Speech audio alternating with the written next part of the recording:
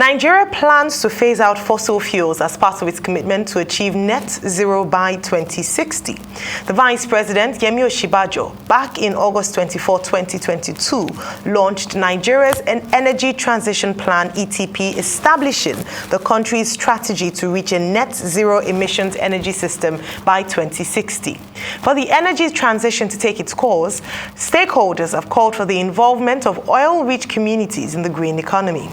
They made the call at the recent launch of a report by civil society organizations in Lagos. The report, titled Energy Transition in Nigeria's Oil-Rich Communities, was jointly launched by Spaces for Change, Youths and Environmental Advocacy Center, and Extractives 360. The report was launched on the back of Nigeria's Energy Transition Plan, a major pathway in achieving universal energy access by 2030 and a carbon-neutral economy by 2060. Joining us now to discuss the 91-page research on energy transition in Nigeria's oil communities is Victoria Ibezim-Ohaeri, Executive Director, Spaces for Change. Welcome to the morning show.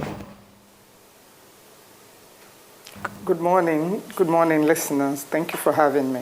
Good morning. Thank you for joining us. Only 2 days ago, President Muhammadu Buhari was speaking at the U.S.-Africa Leaders Summit, and his main focus was the subject of just energy transition and Nigeria's plan to achieve net zero by 2060. And even then, we're told that the vision is that there will be no generators, there will be greater emphasis on renewables. But what are the alternatives available for communities and non-state actors that depend on fossil fuels and may not necessarily have an alternative? But are there alternatives for them?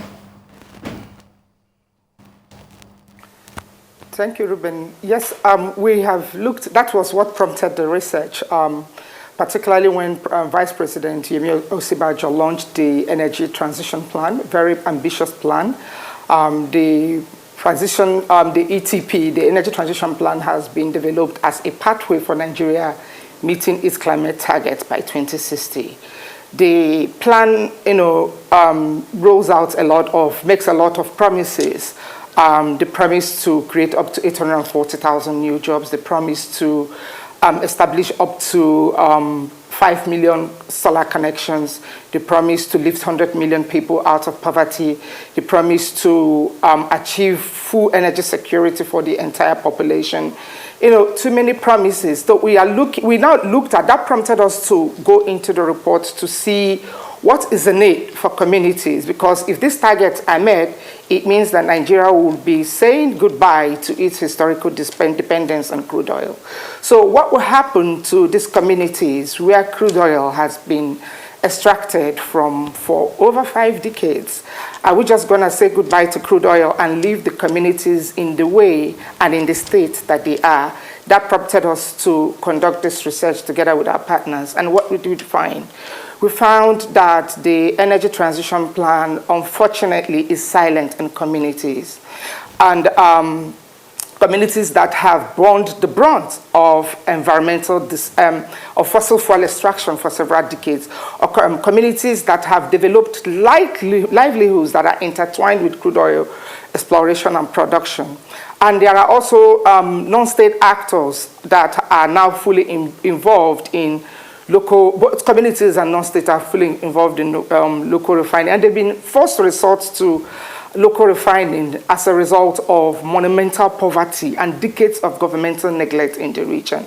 It was sad for us to find that there weren't any provisions made in the ETP for environmental accountability, for remediation, for rehabilitation, not for addressing decades of environmental injustices that have accompanied the fossil fuel era. Again, we now looked to the energy transition proposals that have been released publicly by oil and gas corporations operating in Nigeria, both the international and indigenous companies. Unfortunately, as well, none of them provide any effectual or concrete commitment to environmental accountability. There was one of the companies made a lot of solid plans. Their appear solidly committed to ending gas flaring. But it is silent on what to do to the decades of harm caused by gas flaring in the region. And this is why we're drawing government's attention that the silence on the communities, the lack of attention, the lack of arrangements for communities that have been impacted, the proposals to move forward without looking back on the mistakes that have been made and correcting the mistakes that have been made, they are recipes for renewed violence in the green economy. All right, Victoria, thanks for highlighting that. In your report, in your findings, you talk about, it's quite detailed, 91-pager. You talk about the impact of extracting fossil fuel on communities, as you've just talked about now. You've talked about the importance of the just energy transition. So you're not opposing it. However, you're making a case for ensuring that communities are not left behind. So from your findings, what are some of your proposals? What are some of your recommendations to the government as to what they should do as we transition from fossil fuels to just energy? So during the research, we interviewed communities in Imo, in Rivers, and in Bayelsa, and most of these communities are oil and gas-rich communities.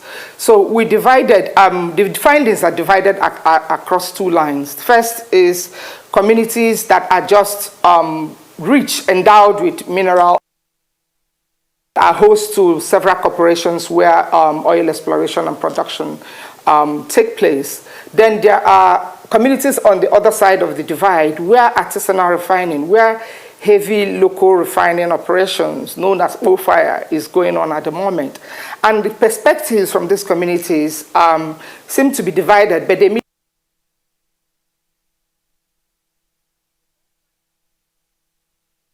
want energy transition to happen. But that clamor for energy transition is intertwined with their clamor for environmental justice. They want decades of environmental harms in their communities addressed. They want environmental restoration. They want to return to their agrarian lifestyles. They want to live in a pollution-free environment. Then we have the communities on the other side where local refining takes place. They are hesitant about energy transition, hesitant in the sense that artisanal refining is now a lucrative industry providing employment for large numbers of people in their communities. So they are hesitant. But where they meet, both sides, where they meet is that communities want inclusion. They want participation. They do not want to be relegated as spectators. They do not want to receive handouts packaged as corporate social responsibility initiatives. They want enforceable contracts with corporations that are extracting minerals in their communities. They want to be included in conversations, in debates, in policy proposals, like the ETP that had been developed at the federal level. They also want a phased wind down of economic dependence on the center, where they have to go to the center for everything that they need. Communities that are in the creeks, communities that are in the farthest locations want a structure that we run now require them to go to the center for anything, including for electricity. And that promise is not realizable if the economic structures are not decentralized, allowing them so that those that have access to renewable resources can harness those potential and use it to create wealth for themselves. So these are the demands from communities. And they say if these injustices are not addressed first, litany or floodgate of litigation in courts against corporations are not determined first, it will be unjust for the country to be moving towards a green economy without addressing the mistakes or righting the wrongs of the past. All right, thank you very much, Victoria, for speaking to us. Victoria Ibezim-Ohaeri for speaking to us this morning.